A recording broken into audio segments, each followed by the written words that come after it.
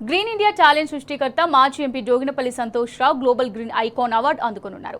Britain house of Lord's వేదికగా ఈ పురస్కారాన్ని బ్రిటన్కు చెందిన హెలిన్ స్పార్క్ స్ట్రాటజీస్ అనే సంస్థ అందజేయనుంది.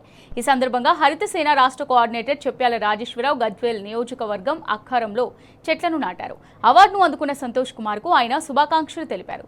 గ్రీన్ ఇండియా ఛాలెంజ్ ద్వారా మొక్కలు నాటడం, వాటిని సంరక్షించడం మానవ మనుగడకు ఎంతో ఉపయోగకరమన్నారు రాజేశ్వరరావు.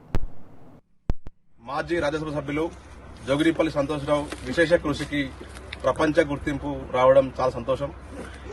గ్లోబల్ గ్రీన్ ఐకాన్ ని ఈ రోజు అందుకుంటున్నటువంటి మన సంతోషరావు గారికి శుభాకాంక్షలు తెలియజేస్తూ మన గజ్వేల్ నియోజకవర్గంలో అక్కారం గ్రామంలో మొక్కలు నాటడం జరిగినది.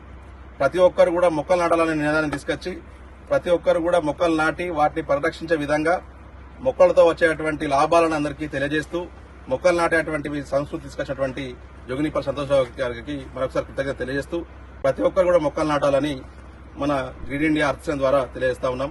ఇక్కడ ఉన్నటువంటి ప్రతి ఒక్కరిని కూడా మొక్కలు నాటాలని తెలియజేస్తూ అందరికీ నమస్కారం, ధన్యవాదాలు.